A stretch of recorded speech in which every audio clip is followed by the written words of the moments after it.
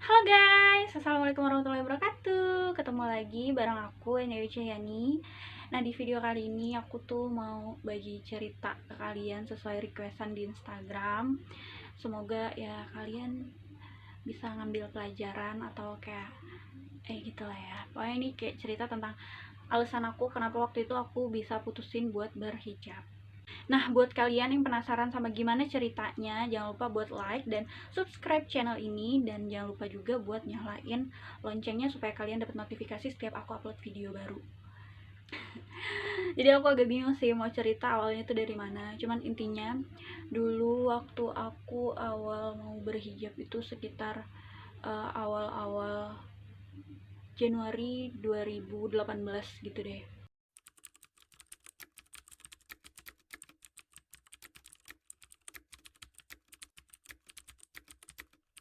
Dan sebelum aku hijab itu dulu aku kalau keluar emang pakaian aku tuh selalu panjang, maksudnya pakai celana levis panjang, terus itu pakai baju-baju panjang gitu aku suka.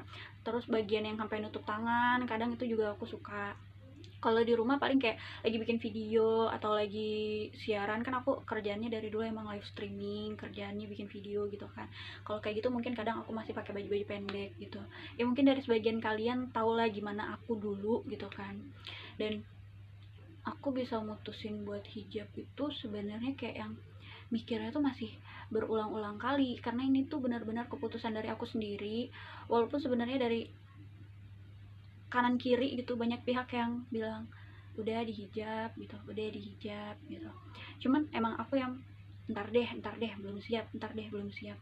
Dan dapet di titik dimana aku kayak ngerasa aku kayak dapet mimpi yang gak enak gitu. Terus kayak aku kayak ngerasa kayak bakalan mati besok gitu loh.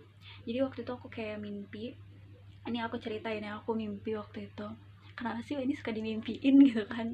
Nah ini serius, ini aku mimpi waktu itu aku lagi di Jakarta Barat di daerah Tanjung Duren gitu. Aku mimpi tiba-tiba aku emang besok aku mau pergi nih, aku janjian sama teman aku namanya Risni. Waktu itu aku janjian mau ke Depok kan. Terus sebelum aku berangkat ke Depok, tapi aku janjiannya tuh mau jalan-jalan dulu, mau nge-mall sama dia kan. Terus waktu sebelum aku pergi besok ini, aku tuh malamnya mimpi. Aku mimpi kalau aku tuh pergi buru-buru ngebongkar lemari yang aku ambil, tapi cuman kain putih doang aku masukin ke dalam tas. Udah, jadi yang aku bawa dari sebegitu banyak barang, yang aku bawa cuma kain putih doang. Terus udah gitu aku kan kayak kepikiran kan, kayak kurang fokus gitu kan. Kenapa nih? Aduh, lagi pas mau jalan lagi kan. Lagi pas mau jalan terus aku berangkat, tetap berangkat. Aku cerita sama kakak aku, kata kakak aku gini, nggak usah berangkat lah, nanti kamu kenapa-napa, adik saya cuma satu, kata dia gitu kan.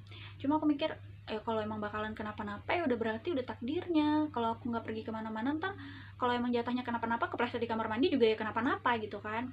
Nah jadi waktu itu aku tetap pergi. Aku naik Gojek, aku naik ojol. Terus waktu aku naik ojol itu aku bengong. Terus aku kayak ngeliat selintas, kayak lihat darah, tau gak sih? Aku kayak lihat darah, kataku ih astagfirullahaladzim, kenapa nih gitu kan. Terus udah itu aku bilang, masa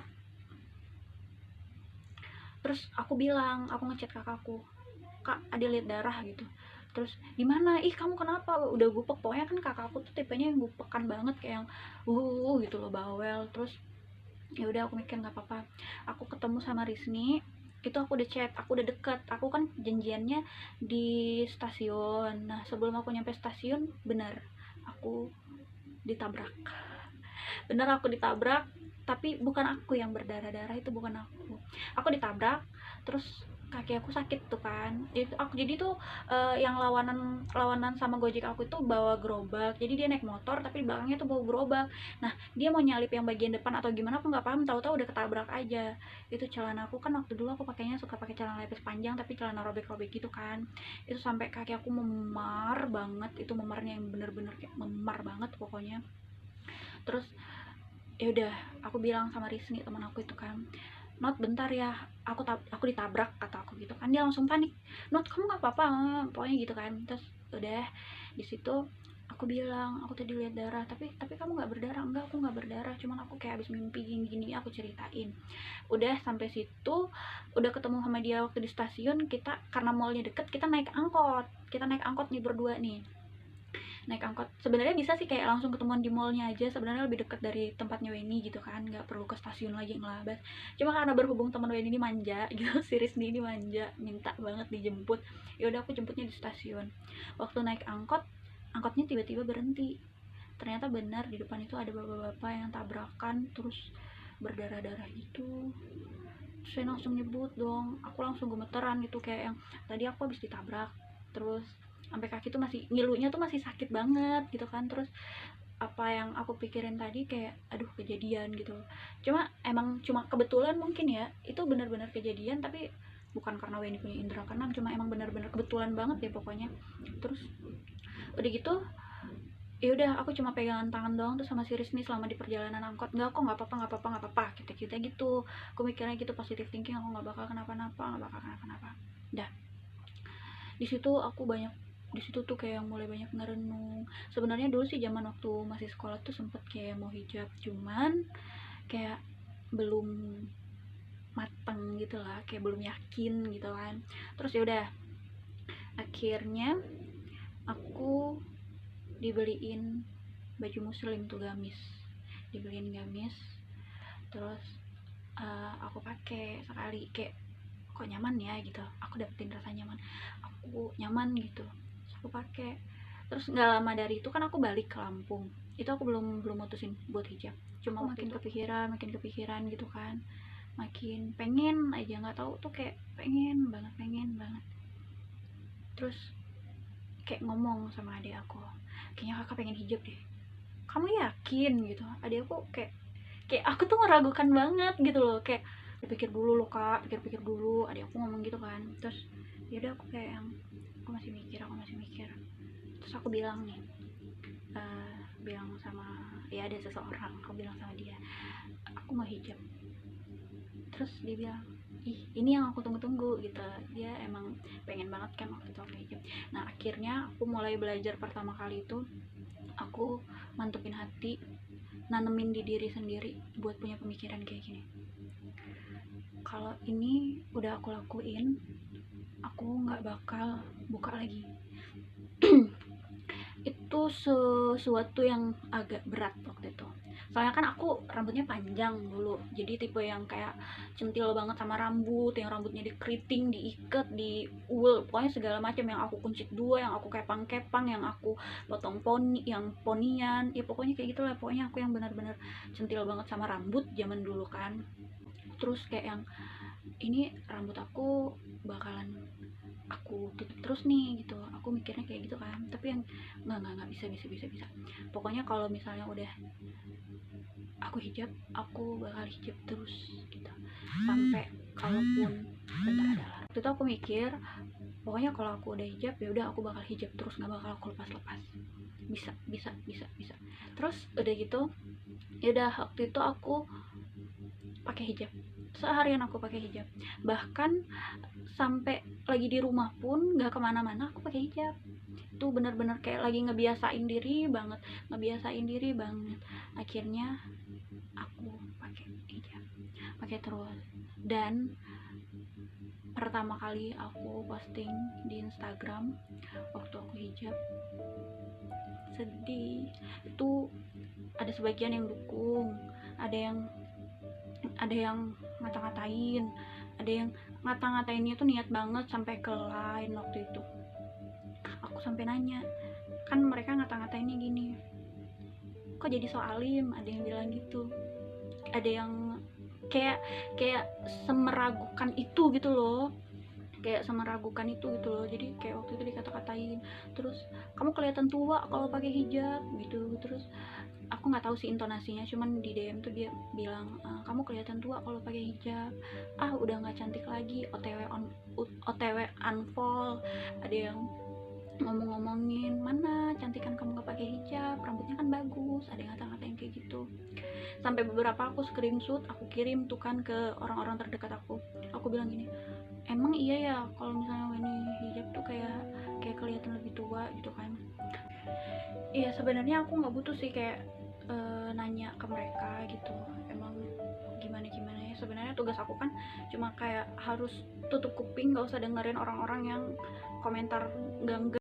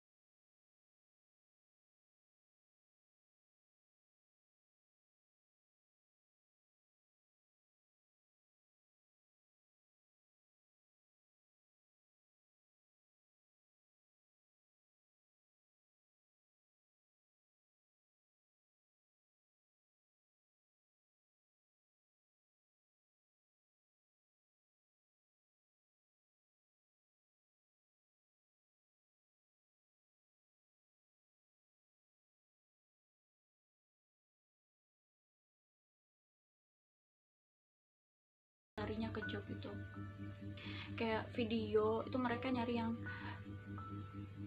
gak hijab gitu loh. Terus waktu itu aku pernah daftar di agensi itu streaming, agensi di streaming, aku udah masuk aku udah pokoknya udah nge-live, terus udah diterima, udah di ACC gitu kan data-datanya. Terus waktu udah pas awal bulan mau nyoba live, mereka bilang hijabnya bisa dibuka nggak. Ya udah di situ aku langsung mundur. Aku mikirnya kayak oke, belum rezeki. Kalau misalnya sekarang rezeki aku dikurangin, mungkin besok rezeki aku ditambah. Karena waktu itu emang ngaruh banget. Waktu itu kan aku bikin video terus streaming itu kan, ada beberapa agensi yang nggak nerima yang hijab, mereka carinya yang non hijab gitu. Aku mikirnya ya udah nggak apa-apa.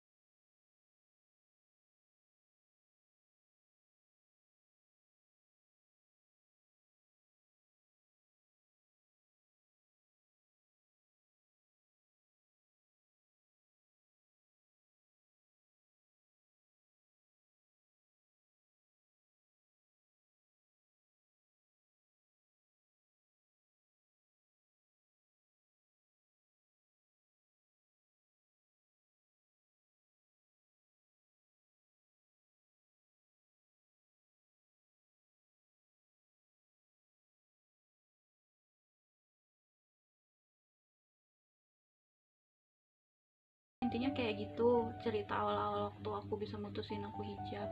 Ya nggak segampang itu sampai kayak baju-baju aku yang ini tuh yang pendek